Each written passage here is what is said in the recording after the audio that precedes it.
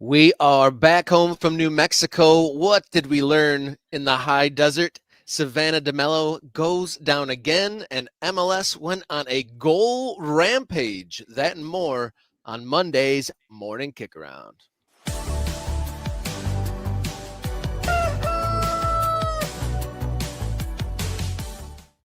Hello and welcome to the show. You found your way to Morning Kickaround, where we cover the world's favorite game from the world's most favorite country. Come to you live each Monday, Wednesday, and Friday, fresh off a special edition. I'm Robert Kerr. He's Jason Davis. We got in late last night. We're here to party. Did you get some sleep, Rob? We saw each other not more than, I don't know, like 10 hours ago or whatever that was. Some sleep was had. I wouldn't say it's sufficient. It was get home late from the airport, fall asleep, wake up, do all the kids thing, come back, rebuild the setup, and then here we are. There we are. We're back. It was an incredible trip. We're gonna dive more into the details. Off the trip though, and because we had so much fun. Actually, I'll show one picture just to give you guys. If you didn't watch the live stream from Isotopes Park in Albuquerque, this is what it looked like. Obviously, it's me and Rob with the owner of New Mexico United, Peter Trevisani. Really good chat with him, which is available to watch back via the live stream, or we'll clip it up and it'll be available there as well. But since we're here, and we had such a good time, and we want to do that more often, and we want to improve this show. What are we doing today in that regard? Oh yes, today let's get 5 super chats. One of the things we realized on there, we need to push this on and to get out on the road and not lean on our hosts as much, like get ourselves out to these places. Well, I'll make a deal with the viewers today, right? And we got some ultras. I know are going to show up. All of our MK ultras, we love you. Thank you very much for your support. 5 super chats would be great in the next hour, and if we get that, we'll do a complete AMA on the trip, on anything you want to know about what happened in New Mexico. Whatever stories you want us to tell, whatever questions you might have about, second division soccer in America is what we just witnessed in Albuquerque on Saturday. But if we don't get the super, maybe 3 new members, maybe 3 new MK ultras, just a trio of new ultras, and we'll jump in on that AMA at the end of the show as well. 3 new ultras, 5 super chats. Let's do that, and we can really open the book on a great soccer weekend. You can sub, do the super thanks, follow along on social media. But now let's get to the show. Let's roll the long balls on Monday's Morning Kicker, and let's go.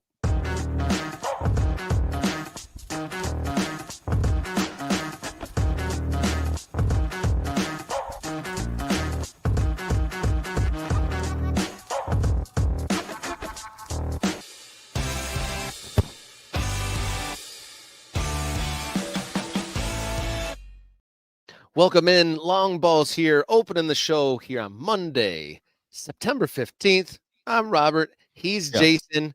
As we said, fresh off the plane last night, in from a fantastic weekend of American soccer in the high desert in Albuquerque.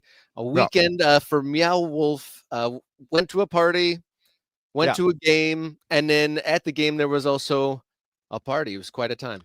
Yeah, it was interesting, right? Because we didn't just go to a game, right? Which we both of us have been to plenty of soccer games, plenty of sporting events, right? And you go for the atmosphere. You're there. Maybe you're buying some beer or some food. You're there with the fans. Maybe you make a new friend, your seatmate, or maybe you're in the supporter section and you know all those people already, and you got your banner or your smoke or whatever it is that you bring to the table.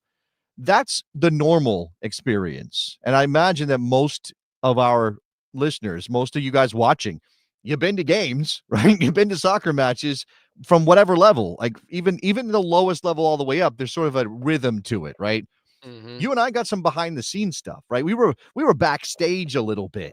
We got to see the tarp pull happen multiple times, which is something, it's not that you wouldn't sort of conceive of it if you think about how soccer would work in a baseball stadium like Isotopes Park in Albuquerque, but to actually understand what it takes for a team like New Mexico United to pull that stuff off, to protect their surface, and then to have to kind of rally everybody. It's not like New Mexico United, which is a very professional operation. We came away very impressed by the commitment and by the staff and all those things.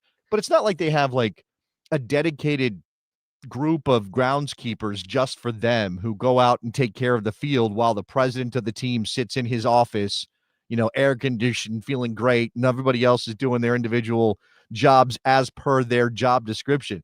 It was like everybody's got to meet up on Saturday morning. Doesn't matter what you do. You do marketing, you sell tickets, you whatever you do. Controller, the president, the accountant, all of that stuff. The president of the team. Yeah. Got to get your water shoes on and go pull the tarp because, we've got to get the tarp off the field. Oh, wait, hold on. It's going to rain again in Albuquerque because the weather changes every 12 minutes in Albuquerque.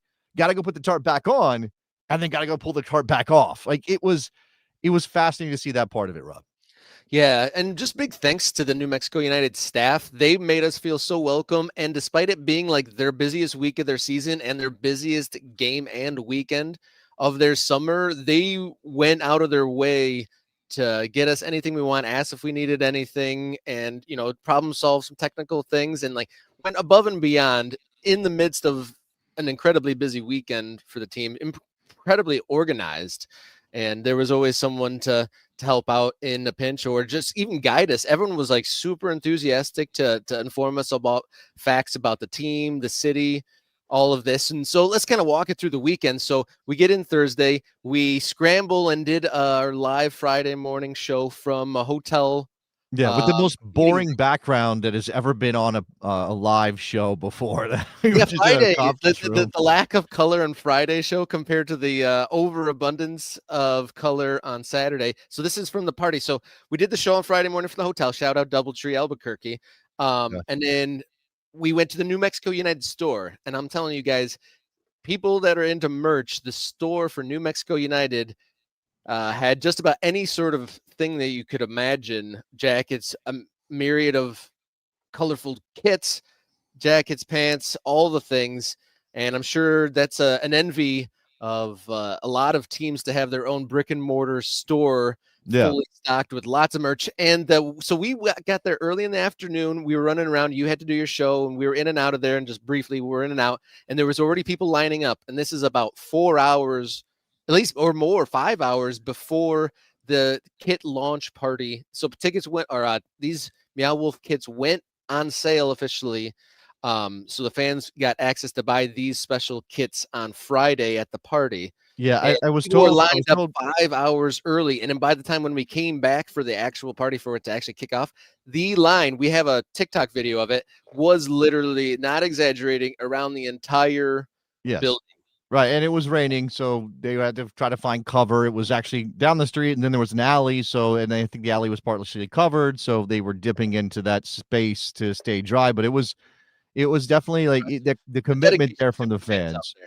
Yes, dedicated fans. In fact, here's a little just from the inside. This is one of the displays. It's a little loud. We can turn that down just a little bit, but obviously you get the vibe, right? There's a DJ. He's playing music. They got like a black light thing going on. They got the display of the new shirts. 2 different options this year for the Meow Wolf kits, as you can see. And I was told by Ron Patel, who is the president of the team, that for a club like that, it's not like they can print up 5,000 jerseys, right? It's not. I'm sure there's a level that they try to hit.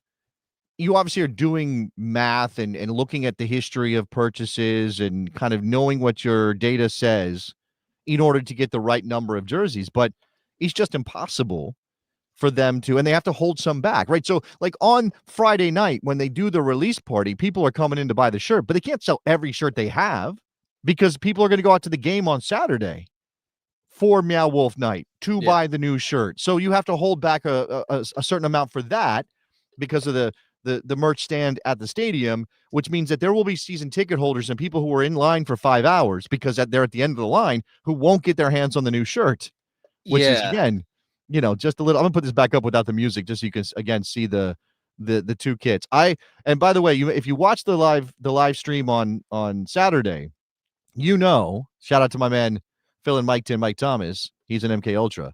You'll know that Rob Kerr chose the black kit on the right, which was fine with me because my choice was, because Mike has good taste and I have good taste, the one on the left with the colors. Well, which one did they wear in the game? I wore the game worn one. You did wear the game wear with the game. Well, the one that, yes, you did wear the one they were wearing in the game. That is true. I don't know what the distinction here is. I think that, I mean, maybe they'll alternate back and forth. I don't know. Obviously, there are league standards on some of this stuff too. And if you can't see the numbers well enough, and if the shirt doesn't meet certain criteria, they can't use it in matches. But I'm sure that this is all approved. I just don't know exactly what usage there will be for these two shirts.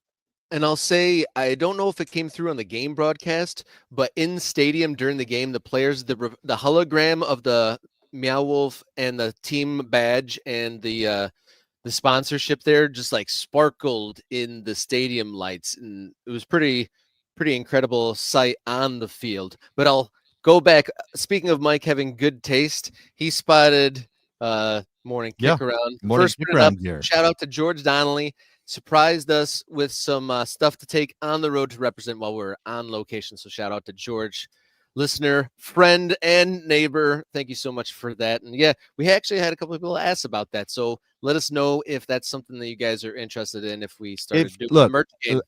I will reiterate, there's a lot of behind the scenes stuff, a lot of stuff that we didn't post publicly on socials that we posted only for MK Ultras members on the YouTube channel. Just think about it that way. And it's a reasonable price, that membership. So yeah, 5 super chats today, or 3 memberships. I just a couple of more memberships today, and we can do an extra Q&A AMA little thing at the end of the show. Kind of dive into this little more free form stuff that we saw and we learned during our trip to Albuquerque, New Mexico. We had some very interesting conversations, not just with New Mexico United people. There were some other people on hand who were there that were fascinating. You want to hear about my conversation with the head coach of the University of New Mexico football team, fresh off a big win in LA? You can maybe we'll talk about that later in the show. Yeah, that was pretty fun. That was an unexpected treat to rub shoulders with the New Mexico United, not New Mexico United, the football team, the Lobos head coach. Yes. He was definitely a good chat. And do we want to say, okay, so we went to the release party, kit party, met a lot of fans, met players, again, staff members, more than willing to go above and beyond to be great hosts and make sure everyone's having a good time. Especially, we definitely felt comfortable and very welcome throughout the weekend. And then, so Saturday, we woke up and went down to Isotopes Park to pull the tarp off because they got to protect the turf. And we learned a lot of the nitty gritty details and the costs of the conversion and then just getting the stadium ready to perform a match day. And that was very illuminating, and just kind of how the operation all worked on that. I don't know. Do we want to break down the numbers in this section? Do we want to save that for our Q&A of the actual breakdown of what we learned? No, I think if you want to know some of the behind the scenes stuff, let's get to the Q&A. Help us out to push the show forward, and we'll give you some of that background. I did want to say though, that going into the day, and maybe we can talk about this. So shout out to Tulsa Mario, who's there. He's an ultra. Yeah, there was traveling fans from Tulsa there. I couldn't believe it. I don't know if Mario came out to the kit release event because he thought we would be there, or he was just going to check out the competition and see what they had going on in Albuquerque. Hey, there's number one. Shout out to Ryan. There we go. We got a super chat from Ryan.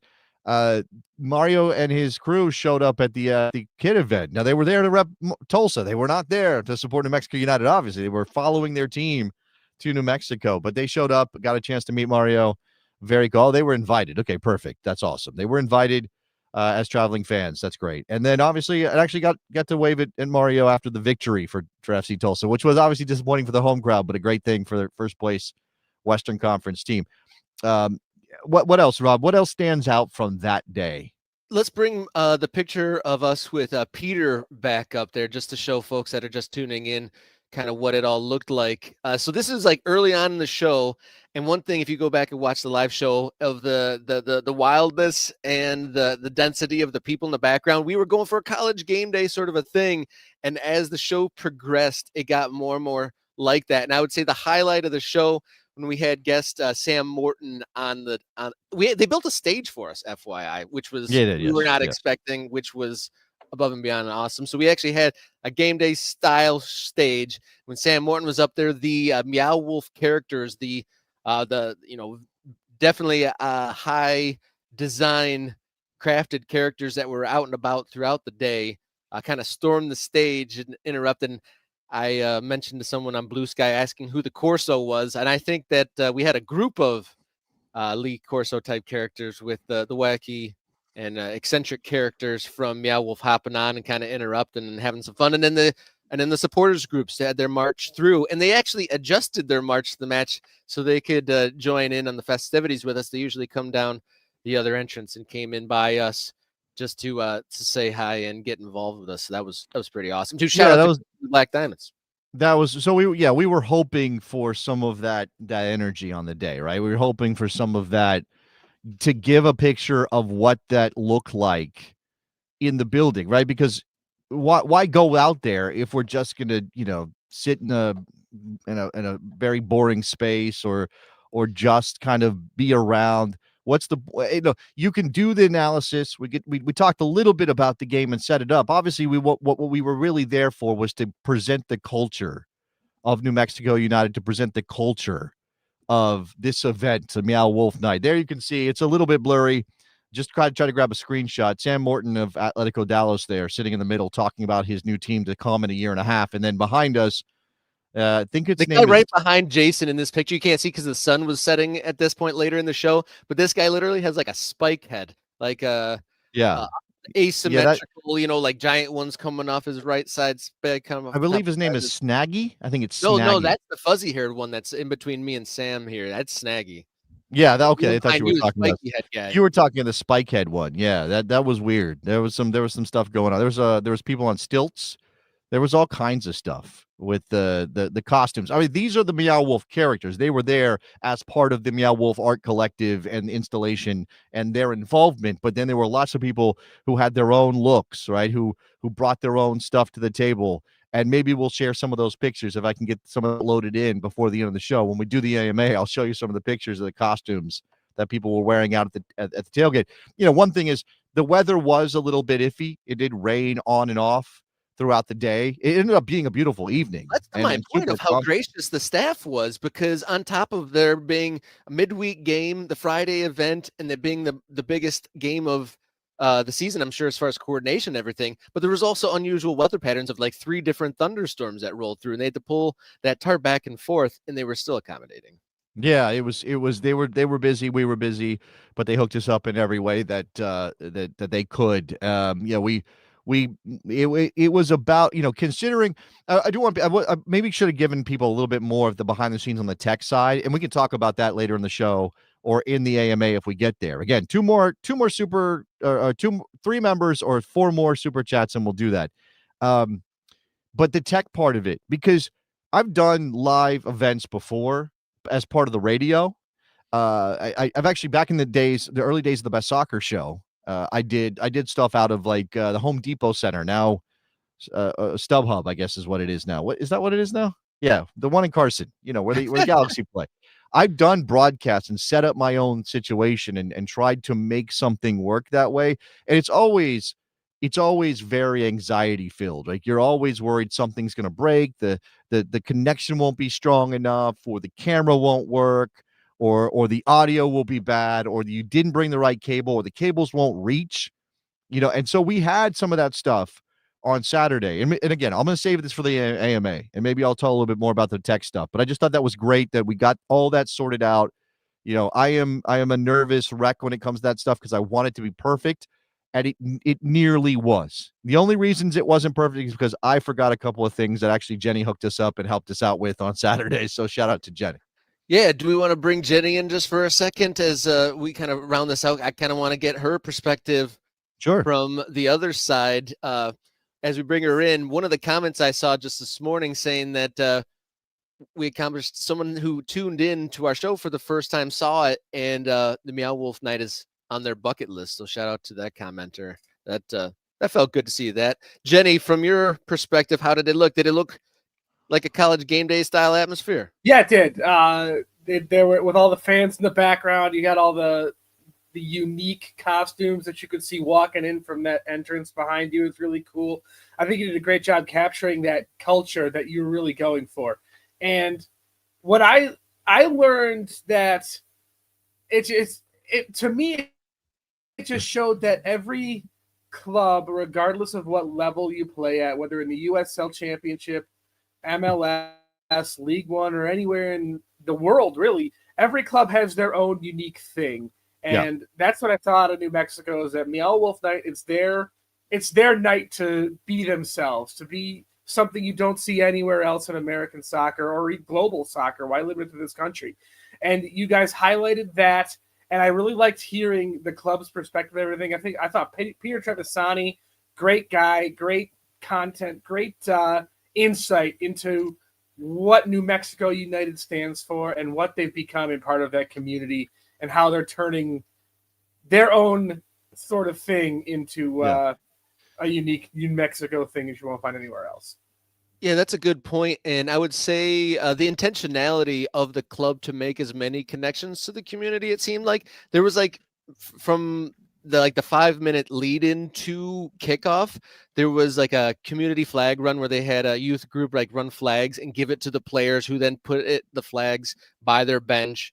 And then there was someone from the community doing the anthem. And then there was the ball presenter who was someone from Meow Wolf, who was a local, and having the party at the store.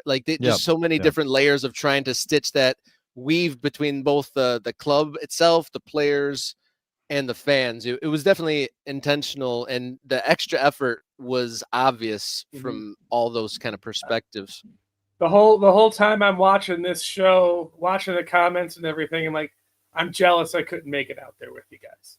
Next time you go somewhere. Next time, hopefully, my work schedule allows me that I can get there. But you got to see the Lions stomp the Bears, though. I didn't get to see it. That is true. Yes. I will say when I landed in Chicago and my phone started working again off of airplane mode, and I saw the Lions score come in, that was pretty sick. We're not here to talk about winning NFL teams. My team lost, so I don't want to talk about the NFL. We don't need to do that. We can talk about this soccer guy. This is about soccer, everybody. We're talking about the good kind of foot. Sorry, I don't want to be that guy. The game itself, though, Jason got to see me firsthand perform some Peter Crouch skills in the tailgate before the game, and then the result at the end of the game, though, unfortunately, shout out to the Tulsa fans.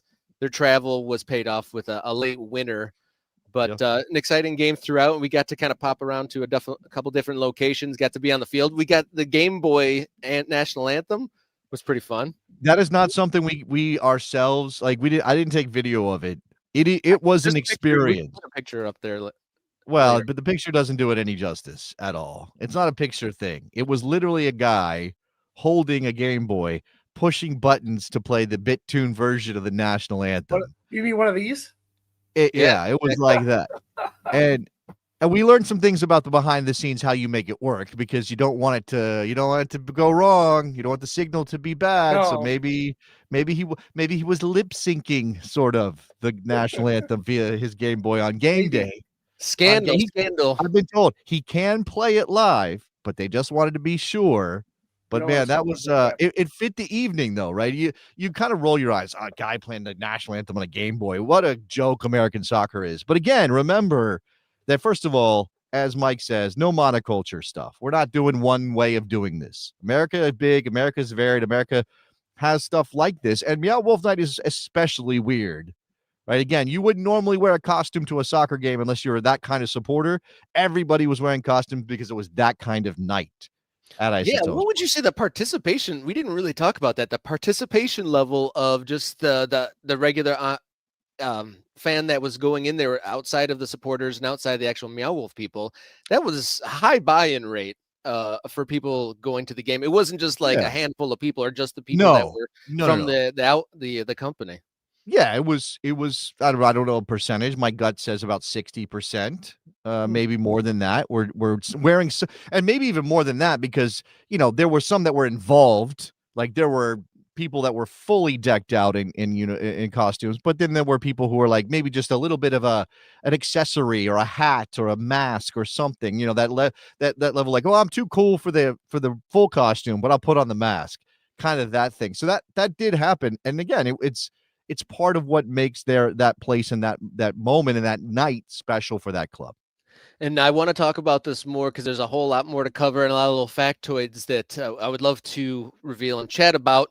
But we need to add 3 more members or add a couple more super thanks to hit our goal to open up a final segment where we really go deeper on reflections and kind of some things we gleaned from behind the scenes from the weekend at the weekend. But so get those in.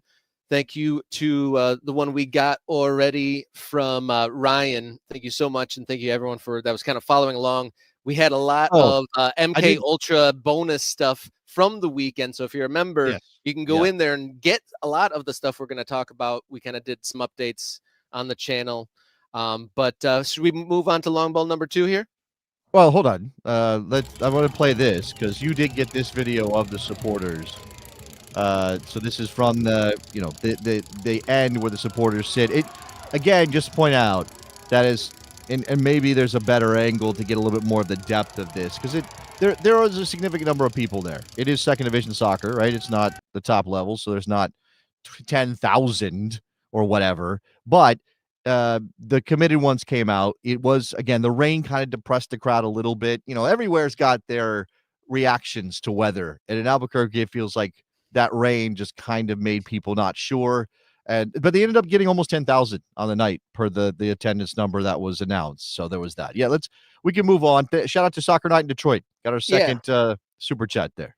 Yeah, thank you so much. And would Keyworth Stadium be somewhere where we would do the on-location show? What do you think of that? Is something we might put together. There was a lot of suggestions and a lot of invitations, but we'll get into that in a little bit. Long ball number 2, though. You almost have to go to Keyworth before they move because that's going to be an experience that doesn't exist anymore. And I know there will be Detroit City fans who will feel like, hey, we're leaving behind who we really are.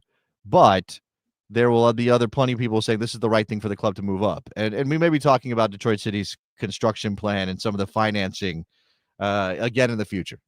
Yeah, no doubt about that. Level number 2, unfortunately, the pendulum has to swing. We were talking about happy and fun stuff. Pendulum swinging the other way here for long ball number 2 as news broke or events transpired. Racing Louisville's midfielder Savannah DeMello collapses on the field. Sat down on the field before collapsing, and apparently this is the second incident for DeMello this year. So concerns here in the NWSL.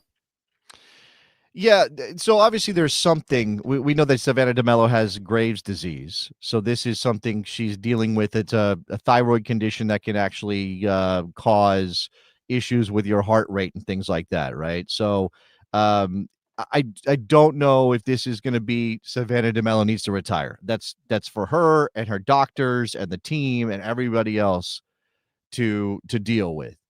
But I think what we got here is a better reaction from the NWSL because it didn't go well last time. We had Savvy King go down and they kept playing and everybody's like, what the hell are you doing here? Like this is a league that has made several bad PR missteps in recent months. And it's still wild to me that Berman still has her job after some of the things that have happened. I mean, it was the heat issue in Kansas City and threatening fines if they didn't play because it was national television. There have been some things that have been black marks on the league's public relations face recently. So you'd say, I got to stop you there. So you're saying that's fireable offense to have those sort of incidents? That's all. I mean, that's a fair point. Because that's all the things you just listed are all bad things, and that's all just in the last couple of months. Yeah, no, I think I don't know that it is universal, and there are plenty of fans of the NWSL, I'm sure, who don't really think too much about Jessica Berman at all, right? They care about their team, they care about their players, they care about winning, whatever it is. But Jessica Berman has definitely made some people uncomfortable with the way that she has handled this job because of things like, again, threatening to fine the Kansas City current ownership because of the delay in the start time when the heat on the field in Kansas City was such that the ownership group didn't want to risk their players. And so it does, why are you threatening to fine the team for protecting the players? Especially considering this is a league that has had really bad stuff come out in the last couple of years about the way that the culture exists or the culture operates in women's soccer, and you're trying to fix that. And you can say, well, a coach victimizing or grooming or doing things that are inappropriate with players is not the same as how hot it is on the field, but it's all under the umbrella of protecting the players. And Jessica Berman seems not to have that at the center of the action she has taken. Soccer Night in Detroit, thank you for the super. Thanks so much. He's saying smart of NWSL to suspend the match. But yeah, so with the personal misconducts, you're talking about the coaches. You almost like want to, I don't know, this might be a naive, but presume innocence on those sort of situations, and like, that it's happened so many times. It is not unusual anymore. But games being hot and people having medical issues are things that should always be in the playbook of what the clear, standard of operations would be for that. There's going to be hot days and medical emergencies happen. So those shouldn't be surprises outside of the interpersonal things, which were much more complicated. Yeah, again, this is a low bar, right? So it's not like we're saying great on the NWSL, everybody loves you, and the league's leadership is in our good graces for for all time. It's simply to say, after you've seemed to have learned a lesson, you applied that lesson. Now, obviously, there are fans who paid money to go to this game who are going to be disappointed that the game did not finish. And you do have to deal with that impact, right? The knock-on effect of abandoning a game is not fun to deal with. But you protect the player first, right? The life, the well-being of Savannah DeMello is number one. And no player on the field when Savannah DeMello goes down and sits down and has to take herself out and feels bad and all those things, it's going to want to continue. It's going to be on their mind. It is unfair to ask them to continue to play a competitive soccer match when they are worried about either their teammate or their colleague. Yeah. Apparently, that's so tough. And a lot of the players, it wouldn't be fair competition either. When tragedy strikes and then they make players play just for the sheer like commercialization, like the gears of capitalism and commercial obligations shouldn't trump actual human events and impact that these things have. I mean, we saw not too long ago talking about you need standard protocol, the Ericsson thing, they made players come back for that. And obviously that was a huge stage. I think it was the Euros when that happened. And I don't, not to be too, I don't like this because any medical event is scary. Doesn't really matter. Yeah, but then are you talking about slippery slope stuff? No, I'm talking about Savannah DeMello, who had medical staff with her when she collapsed. So clearly she was in some distress, and she wasn't through the entire incident by the time they realized something was wrong with her, but she collapsed, and then they take her off the field. And I don't think there was any point where they were thinking, oh, her life is in danger. It was simply that she had a medical incident that prevented her from playing, and she clearly wasn't feeling good. I'm not trying to diminish what happened with Savannah DeMello, but with Christian Eriksen, they were restarting his heart. Yeah, they were whatever the technical term is, the medical term for that. Like they were trying to get the rhythm of his heart back to the right rhythm, right? That is different. That is a certain level of medical intervention that goes beyond. So then to ask players, hey, you just watched the guy, and I hate this phrasing because again, it's really scary, almost die. Why don't you go play some soccer? Like, why don't you guys go try to win a Euro game? Like, what are we doing here? What's that about? That's not respecting the humanity of it at all. And like you said, low bar, they met it at least, and medical attention was applied because this is where the criticism of Berman comes in, and it goes to the game in Kansas City with the Heat as well.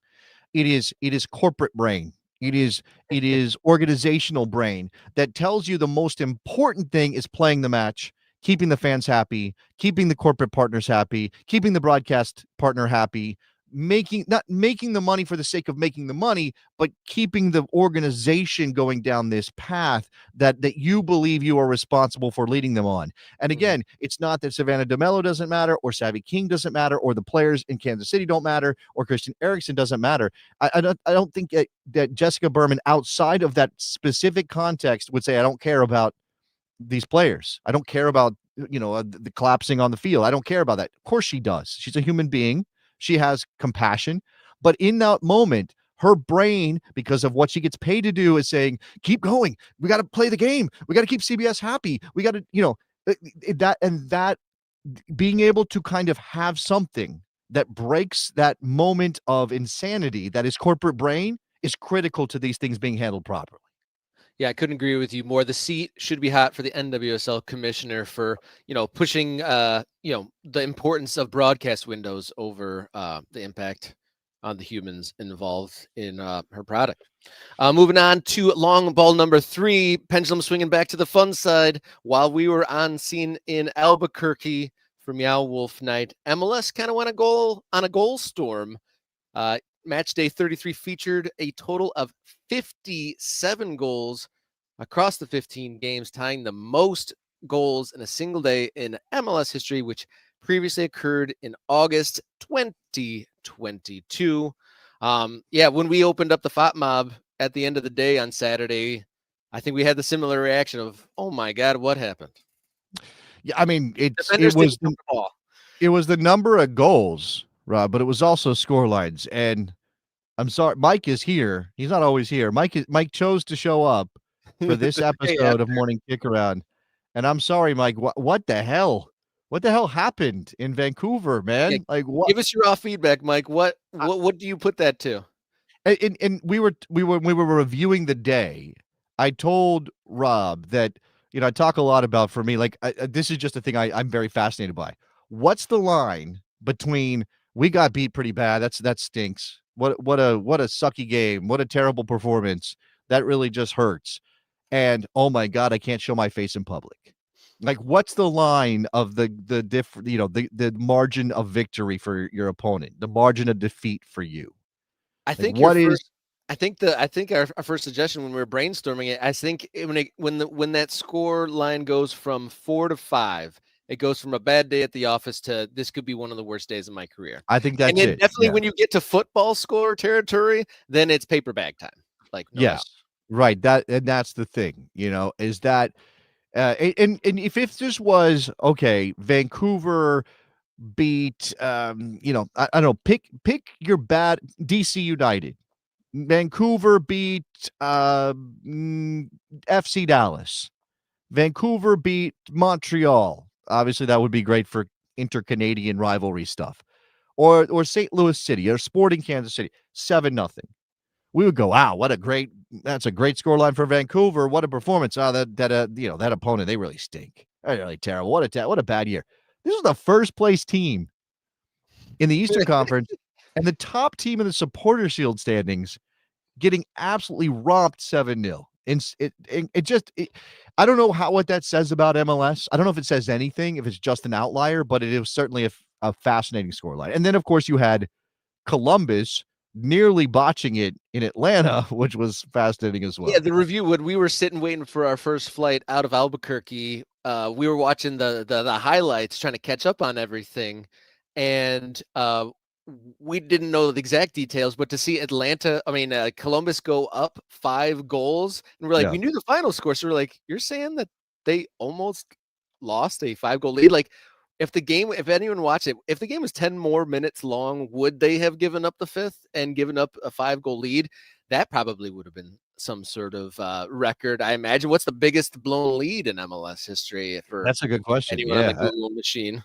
I don't know that one off the top of my head, but that would have been incredible. I want to go back though to the 7-0 Philadelphia. I was just thinking, what is that plane ride home like? Because that's a long ride from Vancouver all the way back to Philadelphia. Like, does anyone say anything? Is it like you can hear a pin drop, or does everyone just sleep, wake up, and try to forget it ever happened? It's a good question. Yeah, I don't know. I haven't, I've never been in a professional environment. I've been in, youth and high school sports environments where you get beat really bad, and you don't say anything, or somebody makes a joke, but it's like gallows humor. Maybe that's what's going on there. I do know that Alejandro Bedoya posted an apology somewhere on socials. I saw on and X, I think. I'm of two minds about that. Right? Does the Bedoya need to apologize? I mean, if it's that embarrassing, again, if it's that line between, okay, that was just a bad performance, and oh my God, we're so embarrassed by this. This is just. Do you think that's more for doing it for himself, like just acknowledging how bad you are, kind of like relieve some of that internal pressure from yourself, like acknowledging you were bad so you can just like let it go? I don't know. I mean, Mike says it was the right move, right? When you have that kind of score line and the fans are taking it pretty hard, and it looks now, but again, maybe because of the season they're having, maybe you can do that, and you don't have to read too much into it. If they were a bad team going through a bad season and they lose 7-0, what do you apologize? Don't apologize for the game. Apologize for the season. Don't apologize just for that one performance. Apologize for everything.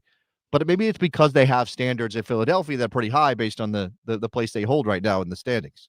So other outlandish score lines, obviously the 4-5 Atlanta Columbus, St. Louis 2-0, Charlotte put 3 on Miami, which is definitely notable. 3 goals in Cincinnati, 2-1 over Nashville. But another remarkable score line is San Jose losing 2-4 to LAFC, a 2-2 between the Galaxy and the Sounders. But the scoring was not just isolated. The high score line is not just isolated. That USL Championship had some big numbers too. Loudoun 2, San Antonio 5 was a big scoring. Charleston Battery versus Oakland Roots 3-3. Tampa Bay Rowdies versus Colorado 3-3. Sac Republic and Phoenix Rising 2-2. So goal storms all across the country. Not New Mexico, though, so much. Yeah. Worth pointing out, just for context for anybody who doesn't know, that this was a heavily rotated Philadelphia Union team in Vancouver. It's a long trip. It's across the country. You've got an Open Cup match tomorrow against Nashville. And obviously, the Philadelphia Union would like to win an Open Cup. They've been in finals before. They'd like to get back to that. And if you are prioritizing that as a way, not just to win a trophy, but maybe get into the CONCACAF Champions Cup, then yeah, you do something like rotate. And, Danley, Jean-Jacques would have been in the midfield, I would imagine, to start the game. Like, there are players you can see that were on the bench to start this match for Bradley Carnell who would have been in the game if it was something they were focusing on rather than maybe rotating ahead of a Tuesday. You go from Saturday, Tuesday. That can be pretty tough. So again, Kai Wagner on the bench, Stanley Jean-Jacques on the bench, Ty Baribo, leading goal scorer on the bench, Bruno Dabbiani. So these players, keep an eye on how Bradley Carnell handles that U.S. Open Cup match. Yeah, soccer night in Detroit. He's noting too about the big scoring weekend and talking about that midweek 4-0 win for New Mexico over Detroit. A lot of people referencing that game over the weekend. Spirits were high. That was the first time they had back-to-back wins since May. So that win on Wednesday over Detroit. Yeah, really frustrating. We made sure to tell everybody there at New Mexico United, it's not our fault. We're not jinxes. We didn't stop you from winning this game against FC Tulsa. We're so sorry. 93rd minute own goal or whatever it was that had them drop those points. But yeah, amazing weekend, but not the scoreline that everyone was hoping for there. I think we just need we've got 2 super thanks, and maybe just need a couple more, and we'll talk about the trip and kind of some of the behind the scenes and some of the little factoids and interesting notes that we got while we were out there. We got some great behind the scenes stuff, and there was some guests out there that game that weren't necessarily connected to New Mexico. Remember, United. We got to have quite a few conversations. Remember that becoming an MK Ultra, becoming a member of the channel gets you access to the Discord as well, and that is a very cool place where people are hanging out and talking about soccer. Yes, indeed do. So we are going to move right along. Be sure to stay tuned. We're going to go to a culture war, talk some Liga MX, leapfrogging Major League Soccer. We'll see. Culture War is up next here on Morning Kick Around.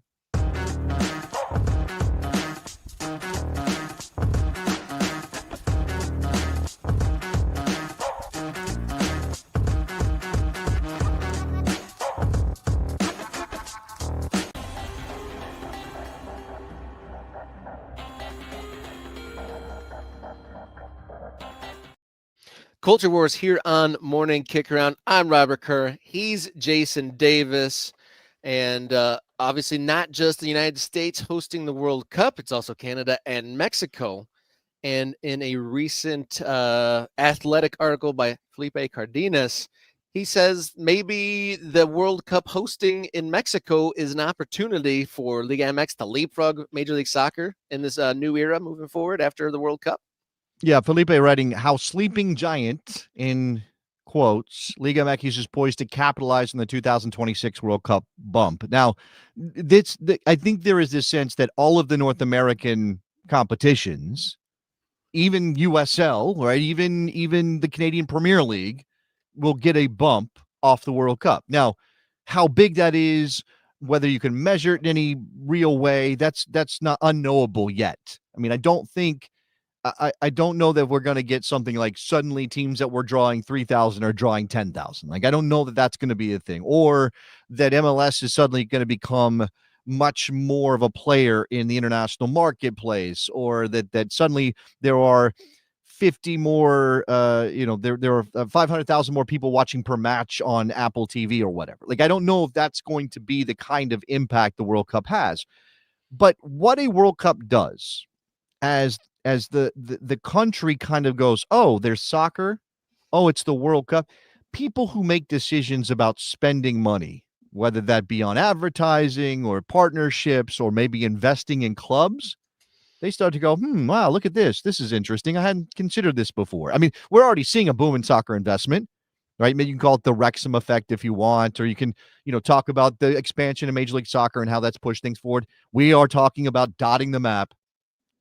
USL in particular doing a great job of giving these smaller cities and towns an opportunity to have professional sports teams in their town. And this was a topic of our visit to Albuquerque as well.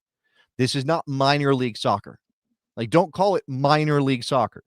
And the reason you shouldn't do that is because for them, it's not like, oh, we're part of a organization, or we've got we're connected to we have a parent club, or we have a club that we send our players when they develop to a certain level. No, those players are there to represent Albuquerque and New Mexico, and winning a championship, no matter what level they're playing in, is worthwhile and fulfilling in a way that, as much as I loved minor league baseball, I don't think minor league baseball can be.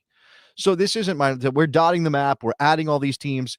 There is already growth. The World Cup could give that a little bit, even a bit more of a push. But is it true? And if you read Felipe's piece at The Athletic, does it feel true? Does it look like perhaps Liga MX is in a better place to capitalize on the World Cup than Major League Soccer? And I'll read just one line. This is the line that stood out. And you and I were talking about this article yesterday. And this is what I pointed to. Now, I don't always love this framing, but I say read more into this. I definitely think that Felipe is onto something here. Foreign investment has already become a factor. This is about Mexico, and is poised to increase in stature, while commercial opportunities could turn Mexico's first division into one of the world's most profitable leagues and leave MLS, a valued partner, behind. Okay. Behind. In the behind. dust. Okay. So I think, again, the devil is in the details a little bit, because you might go, okay, well, what does that even mean? Remember, and this is the thing that stood out for me, remember that via the settlement that U.S. Soccer made with Relevant Sports, there can be potentially league matches of foreign leagues played on American soil, or anywhere for that matter, right? And you probably have heard that Liga MX, or I'm sorry, La Liga, Spanish League, would like to play a game in the United States, in Miami, in December. I believe that is Villarreal and Barcelona, if I'm remembering correctly. Now, there's a challenge to it. There is UEFA is getting involved, and they're reviewing it because a lot of fans are pushing back. Supporters groups in Europe are pushing back, and that's good. That's what I don't want that to happen. I don't want there to be La Liga matches in America, because I don't want that to become a thing everybody does. But if it is allowed, UEFA may stop La Liga from doing it, or it may stop Serie A from taking a game to Australia, which they already have on their plan as well. But I don't think anybody's going to stop Liga MX from playing matches in the United States. Now, it still has that problem of leaving the local fans behind, Rob. Like, if Chivas loses a home game, or, it doesn't matter, Atlas, another Guadalajara team, loses a home game, those fans are left. That sucks for them. That's terrible. I don't like that. But from a commercial perspective, after we witnessed the Mexican national team just rake in cash from their U.S. games, why wouldn't Liga MX put games in America? And if they can do that, and MLS can't stop them, although they say they want to discuss this and be in partnership with MLS, they don't want to do it without MLS if they can help it. That would be a problem for Major League Soccer. Liga MX is already the most viewed league on television in America. And then you're going to bring league matches here? And I don't know that it's necessarily completely a zero-sum game when it comes to attention and dollars. But it does mean that Liga MX, even if you don't think MLS will suffer in its attendance or its attention because Liga MX is playing games in the U.S., it certainly means Liga MX could have an infusion of cash via investment, via high-profile matches in the U.S. in big stadiums that would help them just zoom past MLS. And not just in terms of talent, although you could argue certainly Liga MX from top to bottom more talented than Major League Soccer, but just in that sense of like, okay, what is it to be a North American soccer league? And if Liga MX takes big steps past MLS, will they even bother wanting to partner with MLS anymore?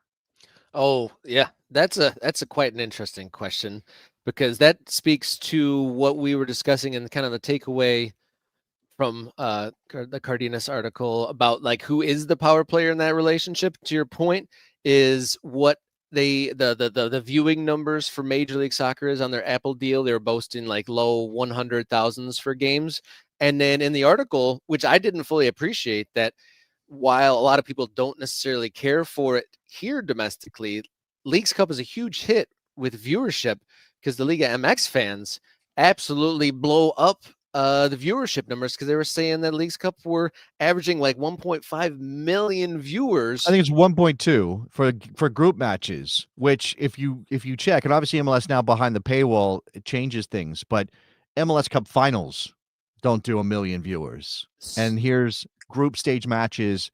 Now again, that and Mike is rightly pointing out that Liga MX is already here constantly, but I don't think the form is the same. If you play a Super Clásico between Chivas and Club America at the Rose Bowl, or in a giant in Jerry's place in Dallas, you're filling that joint up, right? I know they play here, but I'm saying, I don't know, man. Like again, what is it? What kind of approach does Liga MX take? But it seems clear that they are ready to kind of welcome in a foreign investment element that is not part of the picture in MLS.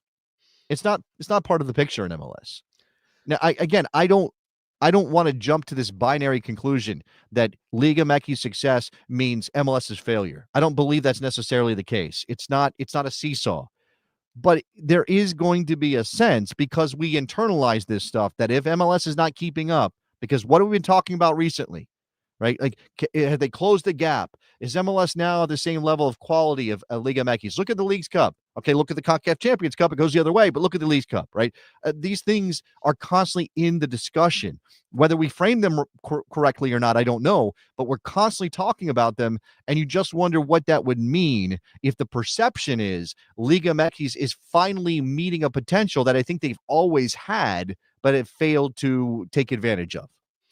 Yeah, there's lots of conflicts of interests in there and getting in their own way in multiple different ways. But yeah, could they leapfrog them? And is it in a meaningful way that American fans, would it bother them if that happened? But it is interesting though, just like the undermining feeling of that. So if the two Mexican, like the Mexican league match was in a city that also had Major League Soccer, would that erode the local the on-scene fan base? Because obviously Major League Soccer is doing pretty well with their in stadium attendance for the most part, but it's the TV numbers that don't follow. And obviously with the League Cup numbers, they are a great TV draw. That's the most viewed league in this country, so that's wild. But I do want to kind of shift to a note that you touched on, has kind of got the chat going a little bit, is the difference in the language between minor league soccer and lower league soccer. You want to come back to that? Okay, it's got a little bit of spark here, because to the commenter's point, saying that like it is minor league soccer, we were overthinking it. I would say with the parent team in a kind of farm or franchise sort of a model, when you are minor league, those players are playing for a move up. They're not like playing for the team. They are playing for the best, the greater good of the parent team, not necessarily my team or my town versus another town. So I think what we're getting lost here with the semantics of farm league or farm team versus minor league. Okay. And lower league. And we're talking about minor league, right? We're talking about minor league. You can say lower league. That's completely accurate because there is a distinction right now via U.S. soccer between MLS first division status, USL Championship second, USL League One third. Like, as long as you have those designations as applied by U.S. soccer, it's perfectly fine to say lower league. And obviously, when you talk about stadiums and attendance numbers and things like that, yeah, there's a difference there, right? Whatever, if you want to get a little defensive about the quality of USL and say it's not that far off from MLS, fine. That's maybe a different discussion. But in terms of the operations, clearly MLS is above USL at both their levels. Now, when USL starts a first division league, and if they are sanctioned by U.S. Soccer as such, then that does make it a little bit more complicated to talk about lower league. You wouldn't call USL's top division lower league if they're on the same level via U.S. Soccer as MLS. But the difference, and we're talking minor league. Minor league can mean lower league. It can stand in for that. And I think there's at least one argument in the chat that that's what the thing is. It's not, when you say minor league, that's not necessarily bad in this context because they are minor league compared to major league soccer. And that the real thing to be talking about is whether that not they are farm teams, because they're not farm teams in the sense that minor league baseball teams are farm teams. But I definitely think that I don't like minor league because it does carry with it certain connotations. Now, I'm not going to lie, going out to Albuquerque and going to Isotopes Park, not just because of the venue being a minor league baseball stadium, but also because of the atmosphere, the character of it, it does feel a little bit like minor league baseball, right? The vibe of it. There are plenty of people there for a nice night outside, not because they're so desperately wanting New Mexico United to win, but because let's get out on a Saturday. Hey, there's a tailgate. They got free ice cream. Let's go. You had to be a season ticket holder, so you are committed at that to get that ice cream. But I just like that there is that, right? And I think that's probably MLS, by the way, was that for a very long time in perception, and it still has a significant element of that depending on the talent you're talking about. Plenty of families. Let's take the family to a nice night out at the soccer stadium, right? And I think people judge that negatively, right, Rob? Like the gatekeepers, the Euro snobs, the people who view American soccer as not intense enough compared to European or South American soccer will say, well, that's not. That immediately makes American soccer a joke because people are just going out to enjoy the weather, not because they're there for their club. You know, the passion isn't on display every single second. I don't like that. I mean, live and let live for one thing, but also because we have to start somewhere. And again, if you've got, Joe Sixpack, who's like, oh, there's a soccer team in town and they have my town's name on the shirt and I get to wear colors. I don't know anything about soccer, but I get to wear colors and have a badge and all this stuff. And I feel connected to this because it's representing my town, which is not an NFL level city. And then maybe his kids start to care, but they do know soccer. Like, what's wrong with any of that? That is the perfectly appropriate way for this to develop for us in America. So that thing about like it being minor league, we're putting way too fine a point on it. But I just want to be careful about implying that there isn't a true independence for the club. That's what it's about. If you say minor league, people don't necessarily think independent teams. We have to identify. When we talk minor league baseball, you have to identify the independent teams, St. Paul Saints or whoever. That's why I would say I don't like minor league as an appellation for this. Lower league, sure. Definitely, as Andy said, not farm teams. Yeah, and one of the things, amongst the things that I learned out there is the dotting the map aspect of what USL is doing allows a state like New Mexico, that one of their taglines is New Mexico's professional team. It allows a place to have a new pro team and not be necessarily within a chain going up to a parent club elsewhere outside of the state, which I think is valid and important for a community to have, and definitely an opportunity for USL to capitalize on a market such as that, or Yeah. community. And look, I think another thing to point out, and our friend Nicholas Murray from USL said it. It's these teams can play MLS teams in non-league competitions like the U.S. Open Cup, right? That's a thing. Mm-hmm. You're not going to, again, your minor league baseball team is never playing any major league team, especially in an official competition that actually has something on the line. That definitely never. They might do an exhibition. Yeah, the Yankees might go to, I don't know I don't even know where their AAA affiliate is anymore. Like what? I don't know any of the minor league baseball teams anymore. I used to, but that doesn't happen. It's not like I don't know. Soccer is different in that regard. And I just think that is important, right? Because what we saw in New Mexico is not, oh, it's cool we have a minor league soccer team. What we saw in New Mexico was people fully on board for a team that represents them, that can win not only their league, but can play in the U.S. Open Cup. I mean, we were told stories about LAFC and how New Mexico United playing LAFC was such a massive thing for them. Mm-hmm. And that is, that is part of the story here. Yeah, you're allowed and able to. There are mechanisms to play outside of your bubble, indeed. And because we need either 3 members or a couple more, how many super chats do we need to do our bonus segment? What do we set that level at? 5? 2 more super chats or 3 new members. So with that in mind, I'm going to circle back to the Cardenas article and give folks just a couple more moments. We can just touch on this. And I found a quote that kind of encapsulates what the projection of that headline of MLS being left behind.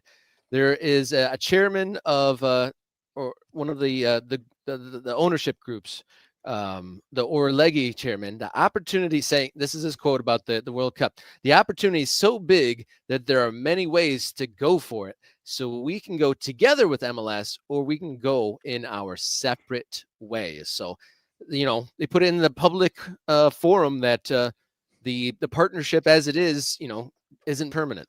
Yeah, that's and we had to know it never was going to be permanent. We had to know. I mean, I think I don't know that it's fragile, because again, I think right now those two leagues need each other.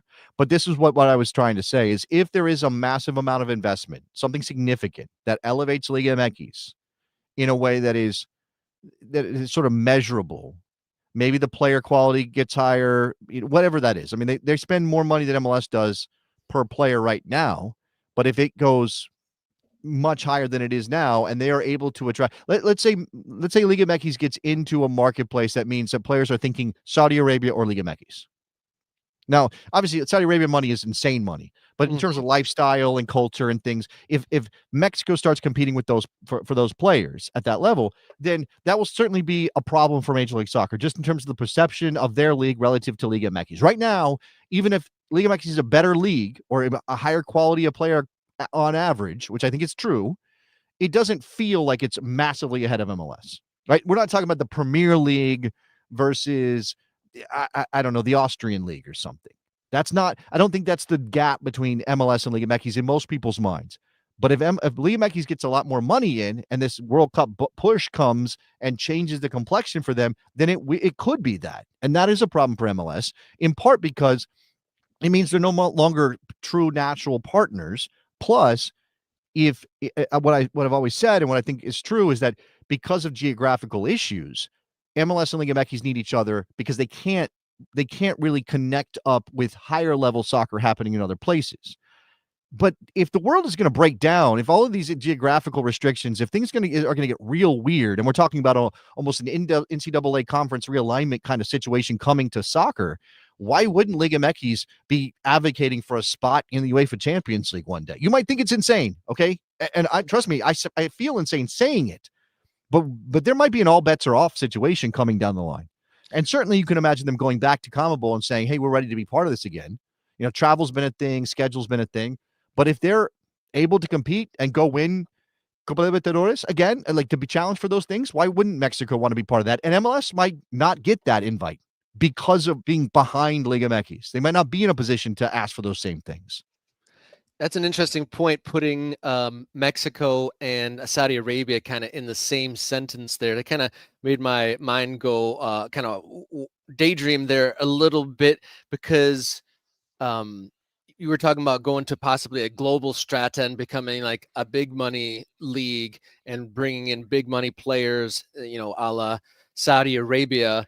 And so that would be interesting, because there's already concern in Mexico. So I was going to say, is the local getting forgotten and the local player getting forgotten? Because there's already concerns about, Mexico's, development of their own players, especially since they used to have pretty strict levels of how many international players could be there. Those have been relaxed. There's way more international players. There's starting to be now a wave of European players already kind of test the waters here, obviously. So if they're trying to kick it up a notch with their investment, that probably leads to less opportunities for Mexican homegrown players. Yeah, that balance. I mean, there's always been an issue with that. By the way, shout out to Michael, just became a member. Shout out to Michael, brand new Ultra. He's double contributing. There's always been an issue with that, right? That that balance between the young player coming through. In Mexico, I think they're willing to make that investment.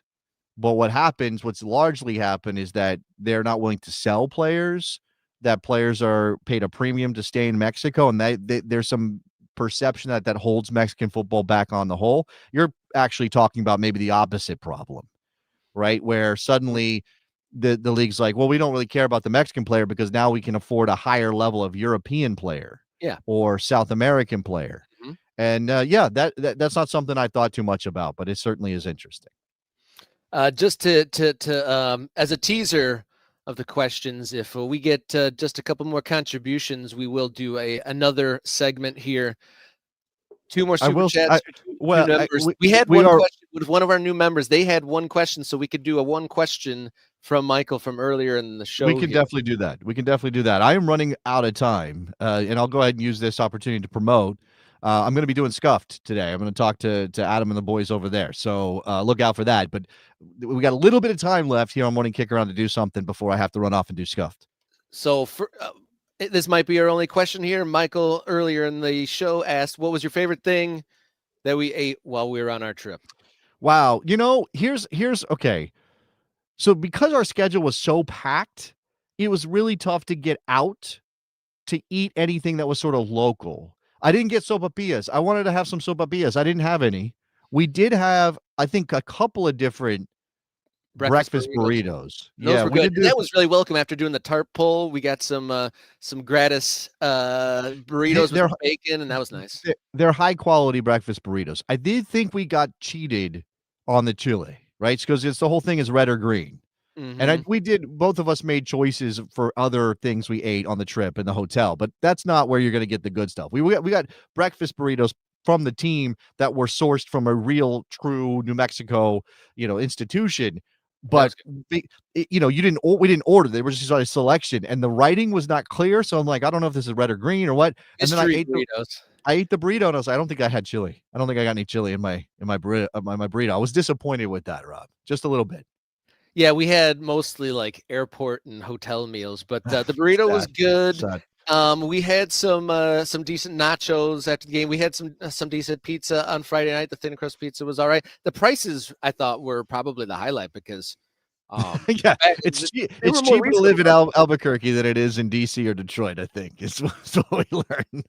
Yeah, I definitely enjoyed that. And the hospitality and the friendliness of everybody, I think, outshone anytime you travel and you run into locals and you talk to Uber drivers or you talk to airport shuttle drivers or the people we worked with, I think this is a staple of American life now, particularly if you come from a major city like you. Both of you and I are close enough to major cities to have that impact the price of living. It's always like, how much you pay for your house? Oh, this is how much I pay for my house. And if I bought a house here, how much would I pay for the house that I have there?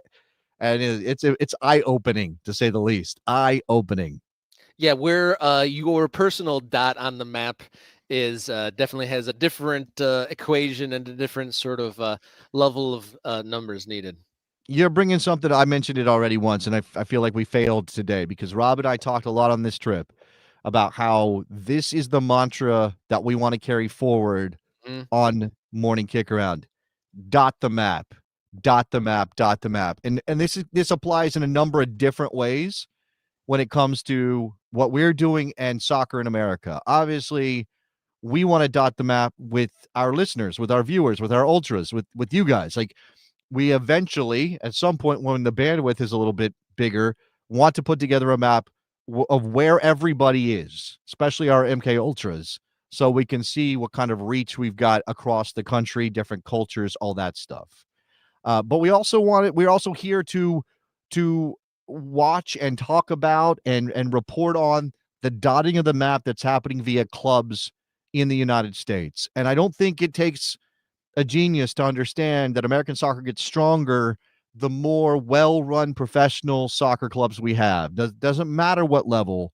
We saw Albuquerque this weekend. We talked about Portland Hearts of Pine in Portland, Maine. Not a big city, but a city that has the kind of people who will support a soccer team. I see Axel in the chat is talking about Boise. We are going to talk about Boise. I got family over there. We're going to talk to people from Boise who have been offered an opportunity to talk to Boise, so we're going to do that.